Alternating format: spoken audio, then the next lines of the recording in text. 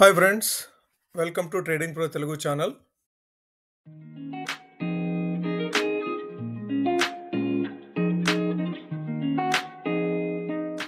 Friends, మన మార్కెట్లో మరొకసారి డౌన్ సైడ్కే మూవ్ అయినాయి. మన మార్కెట్లో అసలు కొనుగోళ్ల మద్దతే కనిపించట్లేదు. గత 17 సెషన్స్లో 16 సెషన్స్ నెగిటివ్గా క్లోజ్ అయినాయి. సో ఆల్మోస్ట్ ఫిబ్రవరి మంత్తో కనుక మీరు చూస్తే ఫిబ్రవరి 1వ తారీఖు నుంచి ఫిబ్రవరి 28వ తారీఖు వరకు 6% ప్లస్ నెగిటివ్గా మూవ్ అయింది. ఇది 5 నెలలు కంటిన్యూస్గా, అంటే అక్టోబర్ నుంచి మొదలుకొని ఫిబ్రవరి వరకు కంటిన్యూస్గా 5 నెలలు నెగిటివ్గా క్లోజ్ అయింది మన నిఫ్టీ. ఇది రిమైనింగ్ మార్కెట్స్లో ఇంతే ఉందా అంటే, రెస్ట్ ఆఫ్ ద వరల్డ్లో ఇంతే ఉందా అంటే లేదు. డో జోన్స్ గత రాత్రి ఫ్రైడే మన మార్కెట్ క్లోజ్ అయిన తర్వాత ట్రేడ్ అయిన డో జోన్స్ 601 పాయింట్లు, అంటే 1.39% పాజిటివ్గా క్లోజ్ అయింది. నాస్డాక్ కానీ డో జోన్స్ కానీ బాగా క్లోజ్ అయినాయి. ఈరోజు ఉదయం ఏషియన్ మార్కెట్స్ కూడాను పాజిటివ్గా ఉన్నాయి. అట్లానే జర్మనీ మార్కెట్ డాక్స్ కూడాను ఈరోజు 1.5% పాజిటివ్గా మూవ్ అయింది మన మార్కెట్లో ఓపెనింగ్ ముందు. గిఫ్ట్ నిఫ్టీ ఈరోజు ఆల్మోస్ట్ 89 to 90 పాయింట్స్ పాజిటివ్గా సూచించినప్పటికీ కూడాను మన మార్కెట్స్ 45 to 50 పాయింట్స్ పాజిటివ్గా ఓపెన్ అయ్యి అక్కడి నుంచి సుమారుగా 22,260 లెవెల్స్ వరకు పైకి మూవ్ అవుతూ అక్కడి నుంచి మరలా కంటిన్యూస్ స్లైడ్ అవుతూ ఈరోజు న్యూ లో ఫామ్ చేసింది. సో ఈరోజు అంటే 22,004 టచ్ చేసి మరలా రివర్స్ అయ్యి 22,120 లెవెల్స్లో క్లోజ్ అయింది. అంటే ఈరోజు నిన్నటి క్లోజింగ్ కంటే 5 పాయింట్స్ నెగిటివ్గా క్లోజ్ అయినప్పటికి కూడాను నెగిటివ్ క్యాండిల్ మాత్రమే ఫామ్ చేసింది. అట్లానే సెన్సెక్స్ కూడాను ఈరోజు నెగిటివ్గా, బ్యాంక్ నిఫ్టీ ఈరోజు ట్రేడింగ్ మొత్తం కూడాను కాస్త నెగిటివ్గానే ట్రేడ్ అయింది రోజు మొత్తం కూడా. నిఫ్టీ 5 పాయింట్స్ నెగిటివ్గా, బ్యాంక్ నిఫ్టీ 230 పాయింట్లు నెగిటివ్గా, నిఫ్టీ నెక్స్ట్ 50 మాత్రం ఈరోజు కొద్దిగా అవుట్ పర్ఫామ్ చేసింది. సో 1% లాభంతో 583 పాయింట్లు పైకి మూవ్ అయింది. అట్లానే నిఫ్టీ మిడ్ క్యాప్ కూడాను స్లైట్ పాజిటివ్గా, సో మార్నింగ్ అవర్స్లో కొద్దిగా నెగిటివ్గా ఉన్నా కూడాను నిఫ్టీ మిడ్ క్యాప్ ఈవినింగ్ వచ్చేటప్పటికి స్లైట్ పాజిటివ్గా క్లోజ్ అయింది. స్మాల్ క్యాప్ మాత్రము మార్నింగ్ టు మార్నింగ్ అయితే ఆల్మోస్ట్ 2.53%, నియర్లీ 3% నెగిటివ్గా మూవ్ అయ్యి డే క్లోజింగ్ వచ్చేటప్పటికి 39 పాయింట్స్ స్లైట్ నెగిటివ్ తోటి క్లోజ్ అయింది. అయితే పోర్ట్ఫోలియో స్టాక్స్ మాత్రము ఈరోజు కంప్లీట్గా నెగిటివ్గానే మూవ్ అయినాయి. సో ఈరోజు మార్నింగ్ నుంచి నిఫ్టీ ఐటీ మాత్రము కంటిన్యూస్గా పాజిటివ్ సైడే మూవ్ అవుతూ వచ్చింది. మార్నింగ్ నుంచి కూడాను గ్రీన్లోనే ఉంది ఈరోజు నిఫ్టీ ఐటీ మాత్రం. Nifty pharma 66 points, Nifty FMCG కూడాను స్లైట్ పాజిటివ్గా. సో ఓవరాల్గా చూస్తే బ్రెడ్త్ అంటే అటు నెగిటివ్గా కంప్లీట్గా నెగిటివ్గా లేదు, కంప్లీట్గా పాజిటివ్గా లేదు, న్యూట్రల్గా ట్రేడ్ అయింది. రోజంతా కూడాను న్యూట్రల్గా ట్రేడ్ అయింది. అంటే లోయర్ లెవెల్స్లో కొద్దిగా బయ్యింగ్ సపోర్ట్ వచ్చిందేమో అన్నట్లుగా కనిపించింది ఈరోజు మనకి end of the day FIIs ఏ విధంగా సెల్ చేస్తారనేది మనకి ఒక అంచనా వస్తుంది. ఎఫ్ఐఐ సెల్ చేస్తున్నారా, సెల్ సైడ్ ఉన్నారా, బై సైడ్ ఉన్నారా అనేది మనకు ఒక అంచనా వస్తుంది. మార్చ్ ఫస్ట్ డే ఈరోజు ఫస్ట్ ట్రేడింగ్ సెషను. అయితే Friday February last day almost 11,000 కోట్లు వర్త్ ఆఫ్ స్టాక్స్ ఎఫ్ఐఐస్ అమ్మారు. సో ఓవరాల్గా ఫిబ్రవరి చూస్తే 58,988 కోట్ల షేర్స్ వాళ్ళు అమ్మారు. జనవరిలో వచ్చేసేసి 87,375 కోట్లు అమ్మారు. అయితే మనకి ఫిబ్రవరిలో డిఐఎస్ 64,000 కోట్లు కొన్నారు, జనవరిలో 86,000 కోట్లు కొన్నారు. So DIIs contribution almost 1,50,000 crores contribute చేసినప్పటికీ కూడాను డామినేట్ చేయలేకపోయారు. సో ఓవరాల్గా ఎఫ్ఐఐస్ ఏ విధంగా అయితే సెల్ చేస్తున్నారో మార్కెట్స్ కూడా ఆ విధంగానే ఫాలో అవుతూ ఉన్నాయి. సో మీరు ఫిబ్రవరి లాస్ట్ డే ఫిబ్రవరి 28 కనుక చూస్తే -11,639, అంటే ఆ వర్త్ ఆఫ్ షేర్స్ వాళ్ళు ఎఫ్ఐఐస్ సెల్ చేశారు మార్కెట్లో. సో ఇది one of the biggest selling day. So మనకి ఈ మధ్యకాలంలో 11,000 కోట్లు అనేది సెల్ చేయలేదు. సో అయితే ఈరోజు ఏ విధంగా సెల్ చేశారనేది చూద్దాం రేపటికి. కానీ మనకి అంటే ఇంకా రాలేదు ఎఫ్ఐఐ డేటా, రేపు వీడియోలో డిస్కస్ చేద్దాము. ఈలోపు మనకి కొన్ని పాయింట్స్ ఉన్నాయి మనం డిస్కస్ చేయడానికి. ఓకే, మనకి యుఎస్ కన్జ్యూమర్ బిహేవియర్ అనేది అవుట్ అయింది. సో లాస్ట్ ఫ్రైడే వచ్చింది. సో అది అనుకున్న దానికంటే నెగిటివ్గా వచ్చింది. సో అది కాస్త ఎకానమీ మీద కొద్దిగా ఇంపాక్ట్ చూపించే అవకాశం ఉంది. అట్లానే మనకి ట్రంప్ జెలెన్స్కీ మీటింగ్ ఏదైతే నడిచిందో మీరు అందరూ చూసే ఉంటారు. వైట్ హౌస్లో హాట్ డిస్కషన్స్ జరిగినాయి. ఆ డిస్కషన్ సంబంధించి కూడాను వరల్డ్ కీన్గా అబ్జర్వ్ చేస్తుంది. యూరోప్ మొత్తము మన జెలెన్స్కీకి సపోర్ట్గా నిలబడింది. యుఎస్ ప్రెసిడెంట్ కానీ వైస్ ప్రెసిడెంట్ కానీ so they raise lot of questions. So మీరు థ్యాంక్ఫుల్గా ఉండలేదు, సో మీరు మా సహాయం కోరితే కనుక అగ్రిమెంట్ మీద సైన్ చేయండి అని చెప్పేసి కొన్ని కామెంట్స్, హార్ష్ కామెంట్స్ చేశారు. సో ఇది ఏ విధంగా ప్యాన్ అవుట్ అవుతుంది అంటే జియో పొలిటికల్ టెన్షన్స్ ఏ విధంగా ప్యాన్ అవుట్ అవుతుంది, పుతిన్ ఏ స్టెప్స్ తీసుకుంటాడు నెక్స్ట్, సో ఇవన్నీ కూడా మనం అబ్జర్వ్ చేయాల్సి ఉంటుంది. మార్కెట్కి వీటంటి ఇంపాక్ట్ కూడా మార్కెట్ మీద ఉంటుంది. మనకి ఫ్రైడే ఇండియా జీడిపి డీటెయిల్స్ వచ్చినాయి. సో Q4లో మనకి 6.25% గ్రోత్, జీడిపిలో 6.25% గ్రోత్ వచ్చింది. అదే Q3 2024లో 5.4%గా ఉంది. అదే ఇరాన్ ఇయర్ చూస్తే, సో ఇది క్వార్టర్ ఆన్ క్వార్టర్ చూస్తే 6.2% గ్రోత్, అదే ఇరాన్ ఇయర్ చూస్తే 6.5% గ్రోత్ వచ్చింది. సో ఇది ఓవరాల్గా ఇది ఇండియన్ ఎకానమీలో పాజిటివ్ సెంటిమెంట్ని చూపించే అవకాశం ఉంది. సో అంటే జీడిపి గ్రో అవుతుంది అంటే కంపెనీస్ కూడా ఆటోమేటిక్గాను ఆ కంపెనీస్ కూడా గ్రో అవుతాయి, ఇండియాలో ఉన్న కంపెనీస్ కూడా గ్రో అవుతాయి, అంటే వాటి బిజినెస్ కూడా ఇంప్రూవ్ అవుతుంది. సో ఈ విధంగా చూస్తే ఇది పాజిటివ్ ఇండికేషన్. అట్లానే మన GST collections, so February month GST collections వచ్చినాయి మనకి. ఆ GST collections 1,84,000 crores GST collect చేశారు. అంటే ఇది 9.1% ఇంక్రీజ్ అయింది. 2024 ఫిబ్రవరిలో పోలిస్తే 9.1% జిఎస్టీ కలెక్షన్స్ ఇంప్రూవ్మెంట్ అయింది.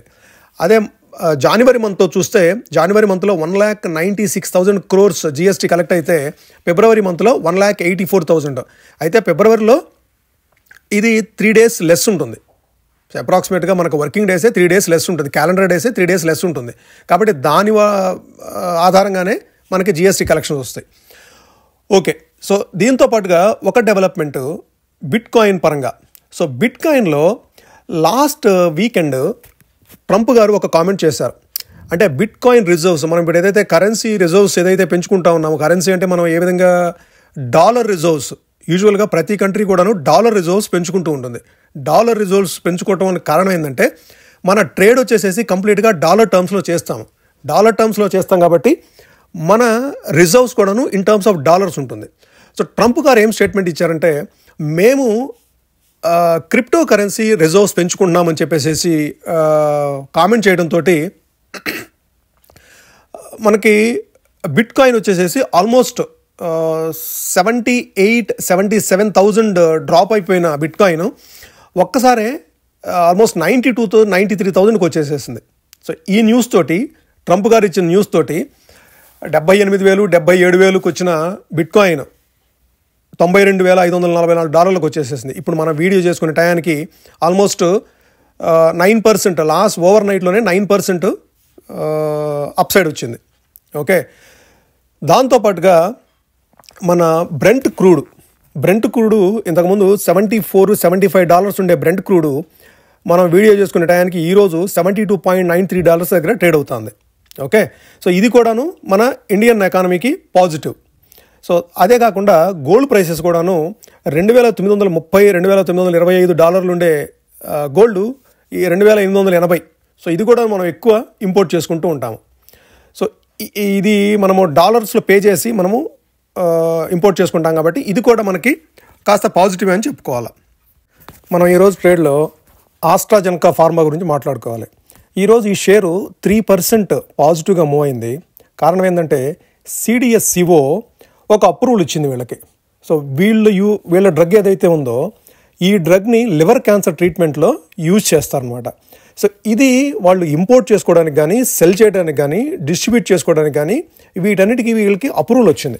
సో ఈ న్యూస్ తోటి ఈరోజు ఆస్ట్రాజెనకా షేరు 3% పాజిటివ్గా మూవ్ అయింది. UBS వాళ్ళు KEA ఇండస్ట్రీస్ గురించి కానీ, పాలీక్యాబ్ గురించి కానీ వాళ్ళ బై రికమెండేషన్స్ ఏదైతే ఇంతకుముందు ఉన్నాయో దాన్ని రీట్రేట్ చేశారు. ఓవరాల్గా వాళ్ళు చూస్తే ఇంతకుముందు 9,000 పర్ షేర్ ఏదైతే టార్గెట్ ఇచ్చారో దాన్ని ఇప్పుడు 7,700 కుదించారు పాలీక్యాబ్ విషయంలో. అదే KEA ఇండస్ట్రీస్ విషయంలో ఇంతకుముందు వాళ్ళు టార్గెట్ ఇచ్చింది 5,700 అయితే ఇప్పుడు 5,000 రూపీస్ ఇచ్చారు. అట్లానే సెంచరీ ప్లైవుడ్ ఇండిపెండెంట్ డైరెక్టర్ అతని మీద FIR రైజ్ అయింది. సో ఆ FIR ఏదో స్టాక్ మార్కెట్లో ఫ్రాడ్ జరిగిందని చెప్పేసి దీని మీద యాంటీ కరప్షన్ బ్యూరో వాళ్ళ దగ్గర ఎఫ్ఐఆర్ ఒకటి రిజిస్టర్ అయింది. సో దీంతో ఈ స్టాక్ ఈరోజు నెగిటివ్గా మూవ్ అయింది.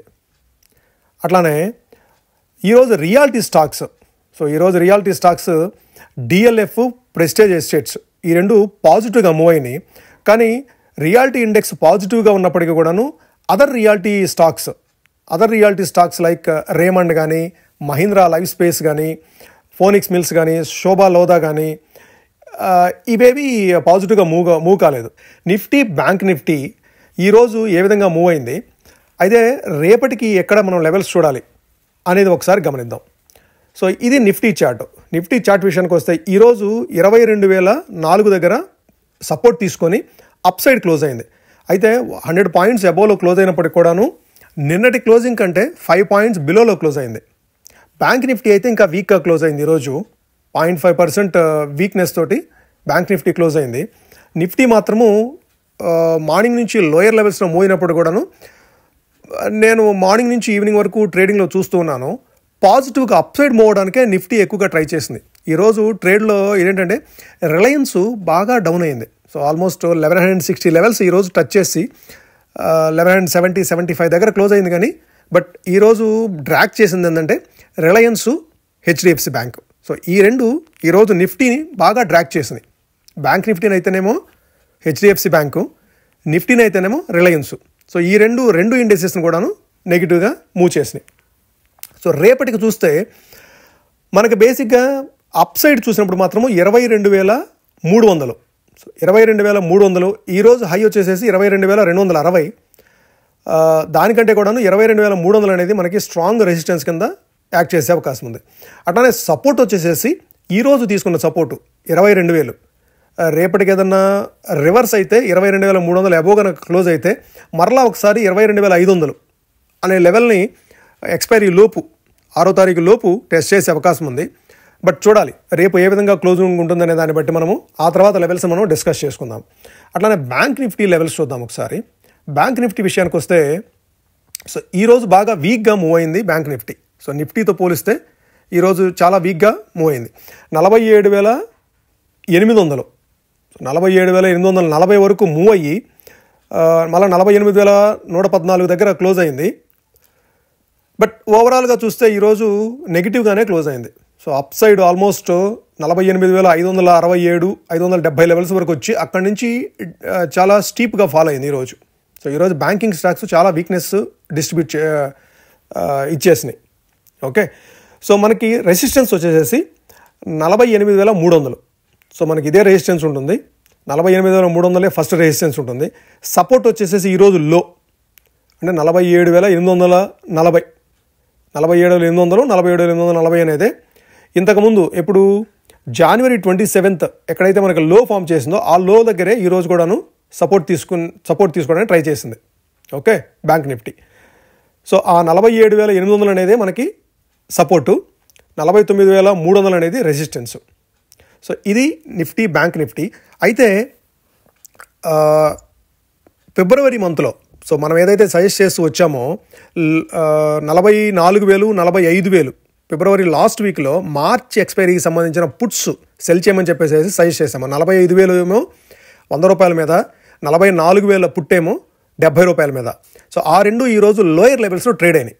సో మార్కెట్ ఎంత ఫాలో అయినా కూడాను మనం సజెస్ట్ చేసింది 48,800, 49,000 దగ్గర సజెస్ట్ చేసాము. ఇంత ఫాలో అయినప్పటికి కూడాను అవి ఇంకా ప్రాఫిట్ చూపిస్తున్నాయి. ఓకే, సో మనం రోజు ఈ ఏదైతే ట్రేడ్ చేస్తున్నానో, నేను ఏదైతే ట్రేడ్స్ తీసుకుంటున్నానో ఆ ట్రేడ్స్ని ప్రజెంట్ చేస్తాను. సో ఈరోజు నేను తీసుకున్న ట్రేడు 45,500. సో 45,500 అనేది ఈరోజు సెల్ చేశాను. సో మనం ఇంతకుముందు వరకు 45,000 వరకు సెల్ చేసుకుంటూ వచ్చాము. ఈరోజు ఫాల్లో 45,500 పుట్ అనేది సెల్ చేశాను. సో రేపు ఏం ట్రేడ్ తీసుకున్నానో మరలా రేపు ఒకసారి మీ దృష్టికి తీసుకొస్తాను.